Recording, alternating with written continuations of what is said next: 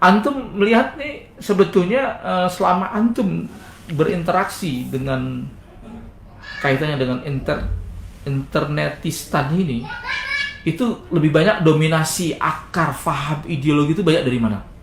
Bener nggak kalau saya katakan bahwa paham Wahabi ini menjadi sumber rujukan pertama, terutama di kalikan takfir loh ya. Betul nggak apa yang?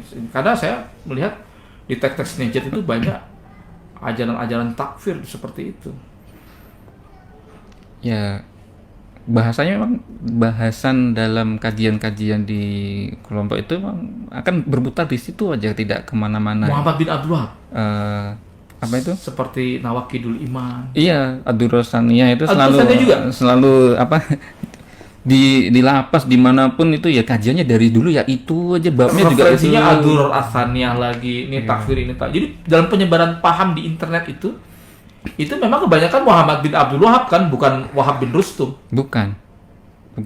Memang Muhammad bin Abdul Wahab kan. Saya baca Muhammad bin Abdul Wahab. Saya jadi takfir dulu itu juga Muhammad bin Abdul Wahab. Ya. Dan kalau dipelajari setelah mulai terbuka itu kan jadi mendapati bahwa sejarahnya itu Muhammad bin Abdul kan fatwa-fatwa mereka juga dipengaruhi dan geopolitik pada saat itu. Iya. Sedang mau berontak kepada Turki Utsmani, sehingga tuduhan Turki Utsmani itu melindungi musyrikin lah, musyrik ya seperti itu. Itu fatwa-fatwa itu di copy paste ya. Untuk zaman sekarang gitu. Kalau Turki Utsmani saja sudah dikafirkan, bagaimana Indonesia? Gitu kan, logikanya seperti itu.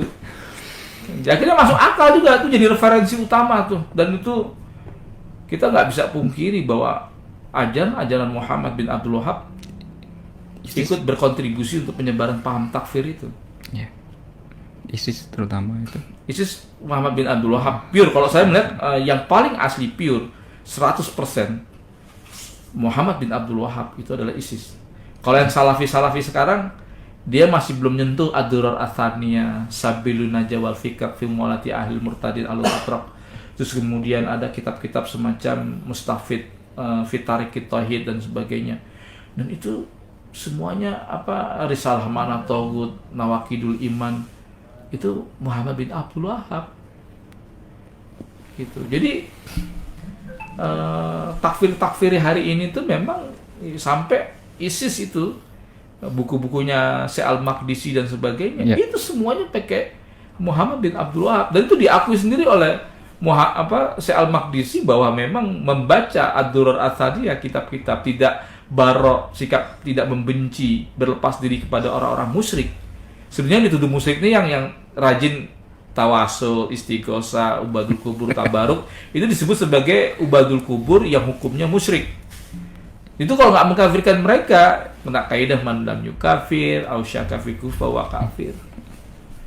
Pasti antum dulu banyak mengcopy paste dari mimbar tauhid wal jihad punya Al-Maqdisi.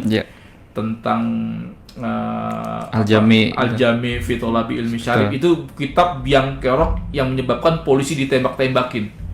Karena sebagai bentuk yafur bi togut, dia nggak akan sah keimanan dia kalau dia nggak barok dulu kepada togut. Bagaimana cara barok kepada togut?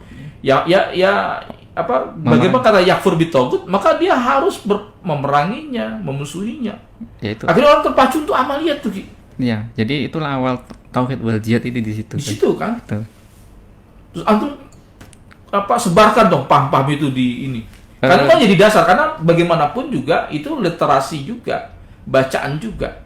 Akhirnya dikaji oleh ikhwan-ikhwan itu. Akhirnya ikhwan-ikhwan itu punya legalitas syar'i, justifikasi pembenaran bahwa aksinya itu dibenarkan oleh Islam. Ya. Betul kan?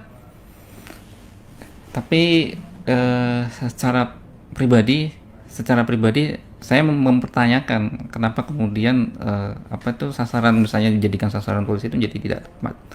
Jadi saya masih 100% sepakat bila narasi jihad pada waktu itu adalah melakukan persiapan pelatihan gitu kan.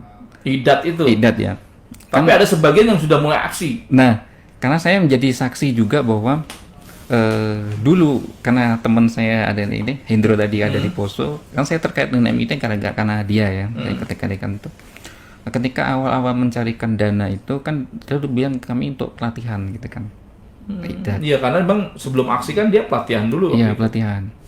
Tetapi saya ingat betul para donatur itu tiba-tiba tidak mau memberikan donasi lagi setelah bom bunuh diri Mapolres Poso. Oh gitu. Iya, karena ini sudah nggak benar ini.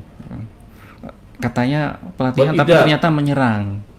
Gitu. Banyak yang berhenti, tapi ada juga donatur yang justru semakin semangat. Nah, ini nih yang ditunggu-tunggu. Ada juga yang seperti itu. Widih. Jadi saya jadi saksi bahwa ada yang seperti itu. Terjadi seperti itu. Jadi tidak sepenuhnya orang itu masih langsung sepakat dengan itu ya, dengan aksi menyerang polisi dan sebagainya itu sampai di taraf itu. Jadi paham-paham Wahabi itu masih menjadi bahasan ilmiah lah, dia masih ragu, masih ada perdebatan gitu kan, masih ini. Tapi ada juga yang udah meyakini yang seperti itu, ya itu yang justru yang benar. Benar seperti itu. Ada yang masih lebih semangat nyumbang setelah ada kejadian itu, ada. Jadi ternyata gerakan Jati ikut pangsa pasar juga ya. Jadi kalau ada yang baik dukung, lanjut. Kalau